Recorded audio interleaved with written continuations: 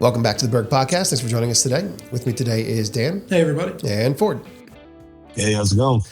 And so last week we talked about the upcoming snowstorm. This week is a little bit of a snowstorm recap. And we don't have the winner. And we cannot announce a winner at this point. Yeah, we can make some assumptions. I can make some assumptions that Ford did not win. Yeah. But depending on maybe, we don't have official totals back yet. We do not. There's still some high level math being done, I guess, in regards to accumulation and site location. Is there like a recount going on or something? We haven't. I will call for a recount later. We have a separate issue that we have. So one of the things, that's different that people don't think about is how much did it snow, right? So you take a ruler and you put it in the ground and it says X. Right. That's how much it snowed. But with sleet, freezing rain, and mixed precipitation, that alters the quantities for how we measure snow and how we get paid. So we've realized here that we may not have set clear enough ground rules on who was gambling on what. Yeah, quite possibly. But rest assured, I'm going to bend the rules to my favor. So just be certain that I feel like there's a certain roadmap, like in the Donald Trump style, there is a roadmap to victory for me. You know the path. It involves a conversion of that sleet. So I do believe that sleet conversion is going to be included in our final count for the recount. Interesting. So I don't know. I feel like I might get outvoted, but Ford might just be an obstructionist, abstain, and we end up in a tie. But I'm usually not that worried about whether or not I win. You just like to aggravate me. Yeah. Just prefer that you don't. No. Yeah. Brian just prefers that I get really frustrated. Yeah. So, so we had a significant snowstorm. It snowed. It's hard to tell. Somewhere between 8 to 11 inches it snowed, and then it sleeted for hours. Sure. And I think more sleet than I've seen in a long time. Yeah, and I think longer than maybe originally anticipated. Yeah, some of the storm shift happened. Yeah, it ended about this time they predicted, but it started sleeting a good 2-3 hours earlier than they thought it would. So I think we may have gotten as much as 2 inches of sleet. Yeah. And then you got a coating of freezing rain to 1/10 or 2/10. I've been seeing some stuff. I'm still curious. Like, we all saw the same weather reports. I mean, we talked about weather last week.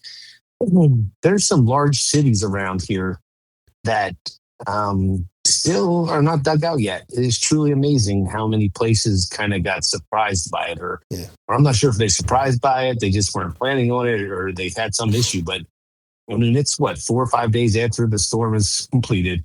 Right. And, our team's been home for a couple of days, except for doing some cleanup work. And there's places that still can't get their cars out of off the road. Yeah, right. I mean, so, and to be clear, and I want to really give our team credit here. When we said they were finishing cleaning up, last night was the last night, we were not cleaning up our sites. So we got called in to help other people, and they requested that we help them. So the last 2-3 days, the only real meaningful work being done on snow sites was helping other people. We had to go in for an ice check. Right. We had to do the normal things we'd always have to do in these conditions. But we were done. And Ford, I actually heard, I was talking to Tom earlier, and Tom was saying one of our former employees went out and bought a couple of the small wheel loaders. And they're just going around to random places to different people. And they're, they're cleaning out stuff because stuff is still not done. So, that's something that's interesting and uncommon for us, is to see it this long. Now, having said that, I think the big piece of this is not that people didn't realize it was going to snow. You look at any of the grocery lines and everything they did last week, they state commandeered the salt. Everything happened just like it always happens if it's going to have a significant snowstorm. I think the reality was people weren't ready. Not ready oh, is it going to snow? I didn't know. Ready there's nothing you can do anyway. And Ford and I always believed that if you had a couple monster storms, like back when we had the twin 22-inch storms, or you have, a big storm and then a medium-sized storm and then an ice storm, that it almost, I hate to say clears out the riffraff, but that's really what I mean. The people who could survive a bunch of 0 to 4-inch storms, they look fine. Right. Until it really snows. And then all of a sudden you either do or do not have big enough equipment to do this, and enough of it, and the wherewithal and the people to do it. Yeah. And I think that's what bit some of these cities in this particular case, is they physically didn't have either the equipment or the personnel to be able to clear it. So it didn't matter. They knew it was coming. And once you were done, when you get this kind of snow, if your stuff's stuck in, it gets real hard to get it out to be effective. Out, right? Yeah. I've seen lots of those posts online in the news and in social media about all the cars that are plowed in and stuff like that. And I guess I do wonder too, like in a high density area, like like a Philadelphia or a major city, like where do the cars go? Because obviously that contributes so much to the problem with the cleanup on the streets. And I've seen a lot of like ongoing snow clearing overnight and stuff like that, where they're trying to move cars off of one street at a time to get the snow out of the way and stuff like that. But yeah, it created a big mess for a lot of people. Yeah, so. And one good example of what you're saying about how much people don't really consider the volume of snow. Like, yes, it snowed 12 inches, but if you put 12 inches of something on every piece of impervious and then you want it moved off, right, the math of what that becomes. A good example is I was at one of our sites, and Christian and I were running the two big loaders with the metal presses on them. And we had the road cleared. And we were just going through and taking it to curb, so that's what we call it when we're really done. We're curb to curb, both curbs are visible. So there might have been 1.5 to 2 foot of ground space between where we started and the curb. Sure. Right, when we had it cleared. But in fairness, we had been plowing that, so the snow was heavier and stacked up on those sides. Right. So we decided we were going to push it. I made a decision that was questionable about where I would put it, but I was told we had run of the site until Tuesday, and it was Monday morning, and I was like, we're fine. Let's just stack it up here because we had nowhere to go with it. We could only push it so far. Right, we ended up with a pile that was every bit of 45 foot wide in both directions, so 45 foot around, sure, and about 15 foot high. Yeah. Quickly. Yeah. And Christian was sort of mocking me a little bit because he was like, well, you said to put it here. And I was like, I did. I didn't. Yeah. And, a couple of the clients came over and they're like, where did all this snow come? Like, in their mind, I had like picked up snow and just relocated it to the middle of the road, or just took the road. And I was like, no, we were done the road. This is just the edge. Right. And they're like, that can't be right. And I'm like, no, we didn't pull this snow from anywhere else. We didn't push straight down the road. This is only the cleanup on the edge. That's how much snow's here. Yeah. And when you get into a city situation, sure, everybody can't move their cars. No. So on most roads. Yeah, and I was thinking, like, I don't even know how you do it, right? Or what is normal, like opening up the garages, or and then what? Do you people have 24 hours to get them back out? Like, I don't know. It's not somewhere I'd want to be stuck. Hey, Ford, do you remember? I don't remember how long ago it was, but they played a Super Bowl in North Jersey, right? In one of in Giants Jet Stadium years ago. Do you remember that, Ford? And it snowed, and we got called, and they were like, "Can you come up and plow this?" Do you remember that? Or it was going to snow. Maybe it snowed the week before, and people called us to see if we would do Lincoln Financial help. Oh yeah. Do you remember that? Well, they talked about, would you go to New York? And we were like, oh, no way. We're not. We want no parts of that. I've seen some pretty neat, ingenious ways for people to clear stadiums and stuff too, because think about it, all that has to go to the center and then get removed.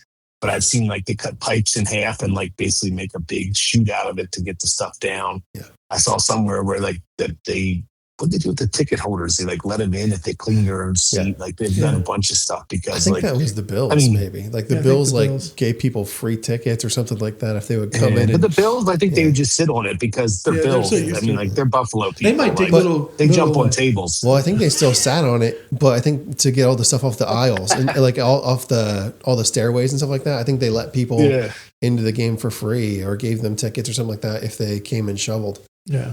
So, but our team performed, really well. The clients were all really happy. Specifically, reached out and actually told us they were happy with what we had done. Yeah. The guys worked really, really diligently to not burn up the equipment, which is something we talked about before. It's something we talked about that day as we went into it, was like, this isn't a race on the front side. The whole thing is to be able to make it to the finish line, and you're not going to make it if you go sprinting out. We did a lot of things that we had talked about doing, but hadn't had storms that did it. Brad had gone out. Brad bought, like burgers, hot dogs, waffles. He had like Uncrustables or something, and he brought his Blackstone, and they were able to like cook for the guys, right? Because Scott and I were together, And we just figured like we'll get food when it's time to get food. And that worked on like step one at some point in the middle of Sunday. And then by step two at the Sunday night, there was the only thing left open was Wawa. So you were handcuffed. That's all. There was literally nothing. Oh, I mean, you could go to Wegmans, but there was no way to cook anything. Sure. We hadn't thought it out. So Brad's way actually worked really well, where the guys got to come in and Brooks said to Clemis, he was like, "Why has never anyone thought of this before?" And we were like, "Well, it's outside the box of what we would normally think of." You know, Ford and I just never got to the point where we were actually trying to cook on site. Right. So it wasn't necessarily part of the snow survival plan, No. even though it fits right in. Yeah, right? it fits so, right in, yeah. and I think it sort of speaks to like how Ford and I operate. That like we're going to work, and then we're going to go eat something wildly unhealthy. You know what I mean? That keeps us going until we can make it to the other side. Yeah. Whereas Brad tried to look at it a little bit more from trying to manage. I'm not sure Uncrustables are healthier, but the fact that like That's a good point. you know, we've talked about a couple of years in the past, but I mean, there was that one year where I couldn't go to a Wawa for a while because I was burned out of it because that was literally the only place left Yeah. to eat for so many days that like Yeah. I just needed a break from it, which is saying something because we have one in town now and I see the same shining faces there pretty frequently. But Yeah. That's yeah, no, that's a great idea. Uncrustables, and I Probably was we like, never even. "Yeah." It was also part of the highlight too. Before, if like a smaller storm, if you went out as a team to a pizza joint or something, and you sat there and you kind of shot the breeze and just kind of got off site. So you know, but a storm like this, all those places. I mean, everything I've seen, everybody was just closing up ahead of time. Like everybody's like, we're not going to be open. We're not wasting our time like staring at the wall because there's not going to be anybody coming out to eat dinner at our places. I mean, a lot of places were closing Saturday night. You know, I mean, like they were shutting it down early Saturday even before the first flakes even fell. So Yeah, well, and you know, for one of the things that we saw was really interesting is there was like almost like a confusion as how they were going to manage this. Like some of the townships were plowing and actively salting. Now, you got to put salt down, but it's not really. I don't know what it's going to do at the speed that it was snowing. It was snowing hard, Sure. you know. And then one of the funny things that happened is roads were cleared and ramps weren't. So like 29 wasn't in great shape, but it was okay, and 202 was okay. 401 was okay. You know, I went to UP. And early in the storm, it was snowing, but early in the storm, you know, like the roads were okay, but the ramps, it's like I don't know what happened, but I think that the way that the plow trains and everything sort of work, they go where they're going, you know, like they run all the way to a point and then they run back and then they get to wherever it is that they're getting salt and fuel and everything from, they get off and then they get back on again. And so the most treacherous part of driving anywhere was intersections. Yeah. You know, like especially like don't even try and use the little like right turn lane. Don't even bother because it was deep, you know, and it was even in a plow truck, he grabs your plow. I saw more than a few accidents. It was people that were driving at probably a reasonable speed for the road they were on and then tried to get on the ramp and it just grabbed their car and threw it right into an embankment. You know, so it was. Well, that's also part of like who owns what. Like it's always fun out where we are because we have multiple townships and you'll be like driving down a road and one part of the road is like clear. And all of a sudden you'll hit this, like, all of a sudden it just changes because they like, you know, it's no longer their responsibility. They'll pick up their plow and just move on. And you're like, what happened here? Like, you didn't even go to an intersection. You literally dead the center of the road. You just picked up your plow because that was the end of your responsibility. And I think that happens. I was wondering if they actually didn't do that to try and keep the people off the highways. But it's like, okay, the base roads are probably one crew. The highways are a different crew. And that's like a dead space in between the two of them. Yeah. Well, we're like close to a couple of different township lines too, right? Especially here at the office. And the part of it's like, you know, oddly controlled by the state, right? Like we got like a road through the middle of nowhere. That's a quote unquote state road. And then a bunch of, you know, Berks, Lancaster intersections, Chester that are all have their own authorities and their own, you know, responsibilities, and nobody wants to step on each other's toes or, you know, any of those things. Well, and you guys are being polite just saying townships, but like West Vincent and West Pikeland, they clearly have this they know right where the line is. Yeah. And West Vincent is regularly behind West Pikeland, you know, even in a small little just icing, it's slippery. You'll get to what road is that? Dewey's Lane. You'll get to Dewey's Lane, and that's like the divider between the two. And The West Pikeland side of Dewey's Lane, completely black asphalt, right to the middle of the intersection. And then the other side is all frozen. Yeah.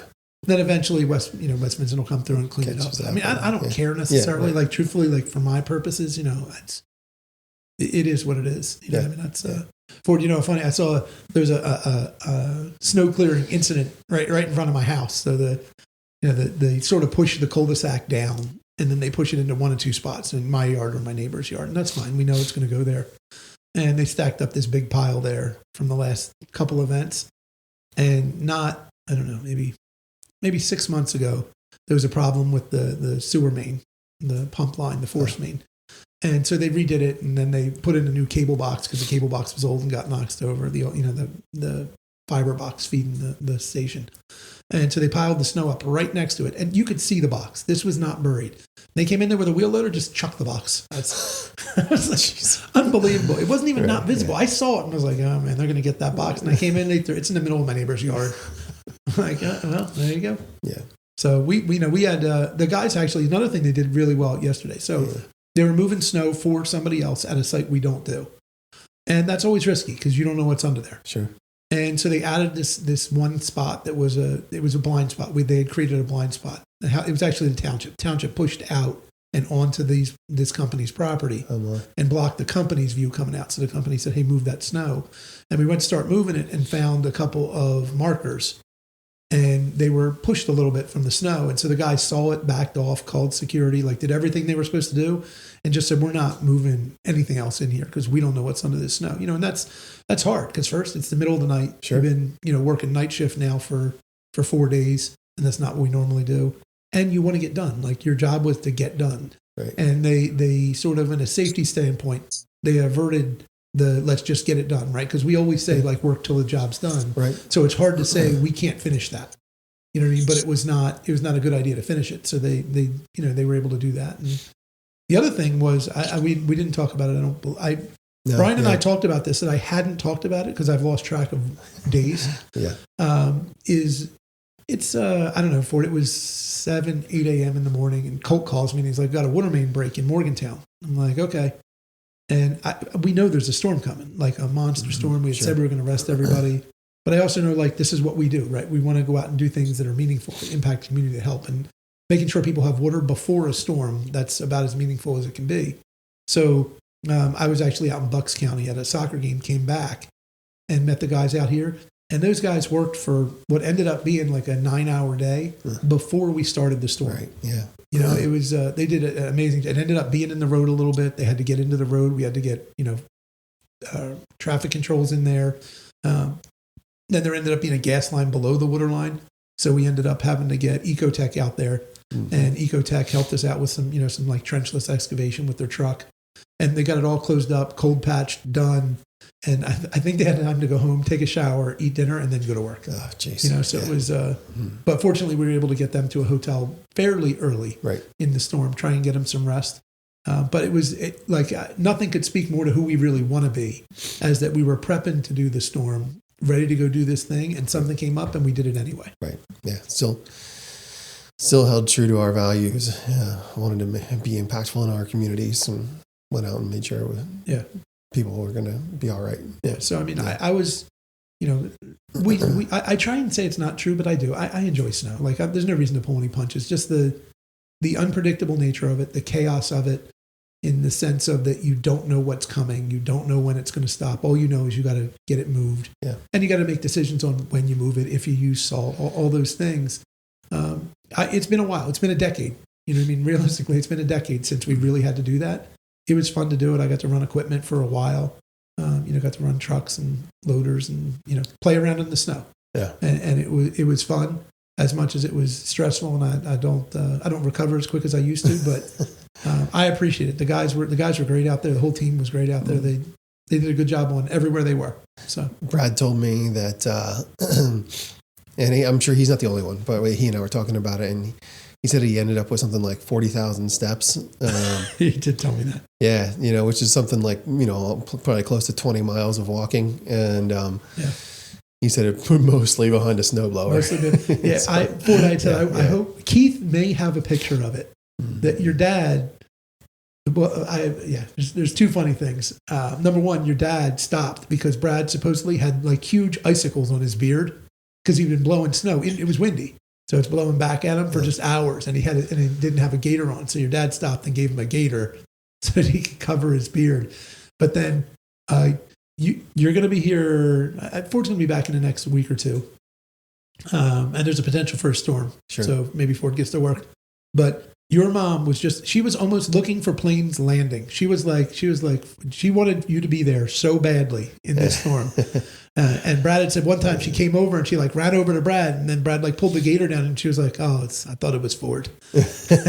She was just waiting for you to step out of like the woods. You know, she was like, I put in that element of having to work those kind of hours. She wanted her boy with her. So yeah, it's too funny. Yeah.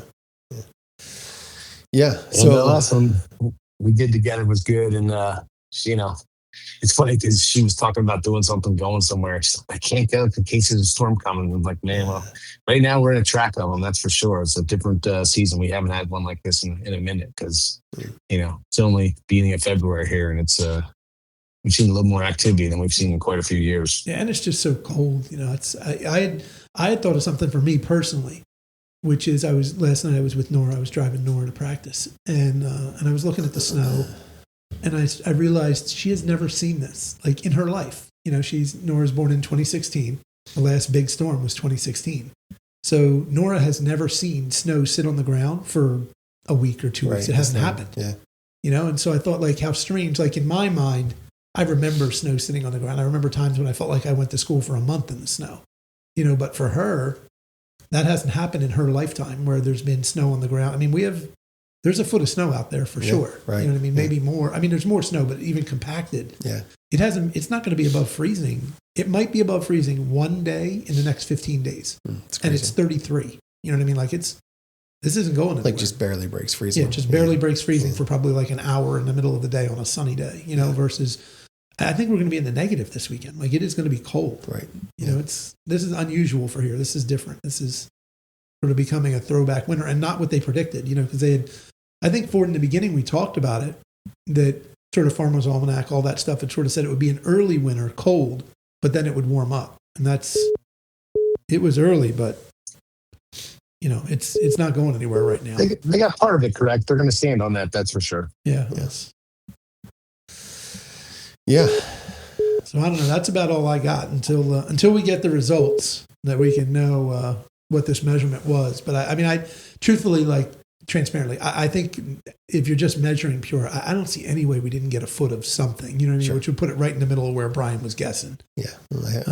Just a question of, what I'm gonna look at some conversions at that point to try and get myself to be successful. At least save face, maybe. Yeah.